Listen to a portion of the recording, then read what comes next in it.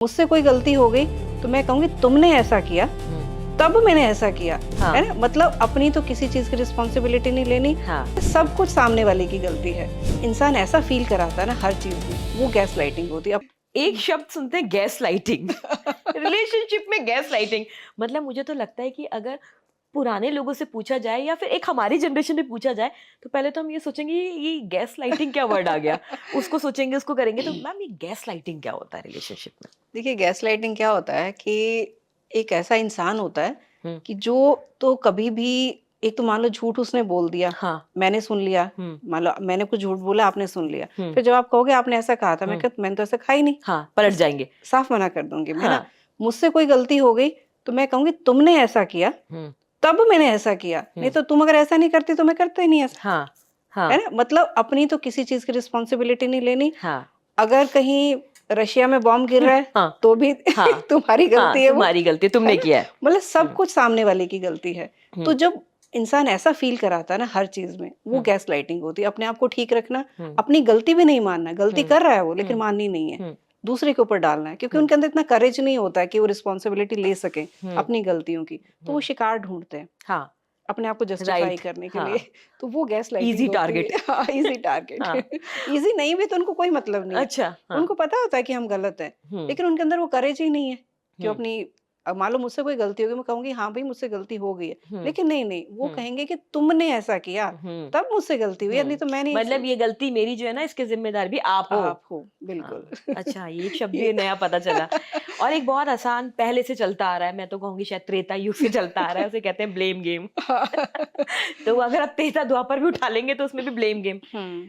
मान लीजिए कि कोई गलती करता जाता है इंसान और कभी नहीं मानता ये गलती मैंने नहीं की, और वो आप पे ब्लेम करता है, ये आप, ये आप, ये आप। ऐसे कंडीशन में व्यक्ति को कैसे बाहर निकलना चाहिए?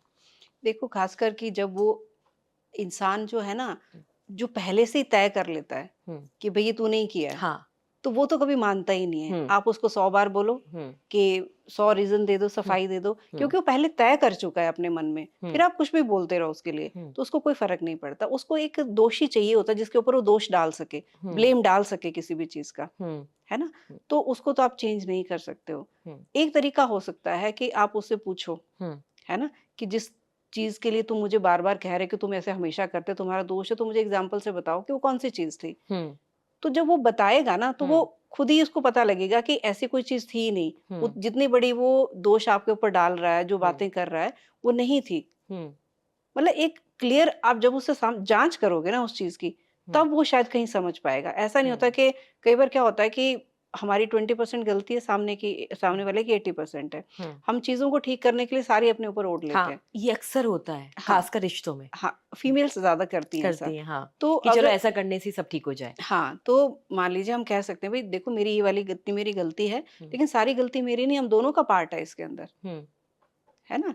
तो अगर उसकी हमें पता है कि आदत ही है ये कि उसको दूसरे को ब्लेम डालना ही डालना, तो वो ब्लेम हमें लेना नहीं, क्योंकि हमें सच्चाई पता है कि हमने नहीं किया ऐसा।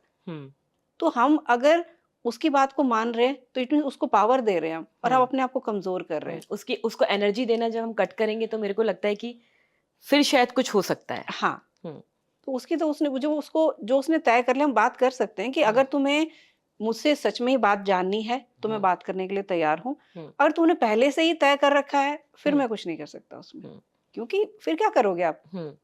उसने तो डिसीजन ले ही रखा है ना कि आप गलत हो, फिर कोई फायदा नहीं बात करने का। केस स्टडीज हमारे आसपास ही होती हैं, और जब आप इसे बेहतर समझ सकती हैं क्योंकि आप उस सीट पर बैठी हैं कि जहां आप पे ऐसे ही केसेस आ रहे हैं। खबरों की रणभूमि में यहाँ शोर नहीं, सोच लड़ती है। जहां शब्द नहीं, फैक्ट्स वार करते हैं, और हर सवाल खोलता है सच की नई परत।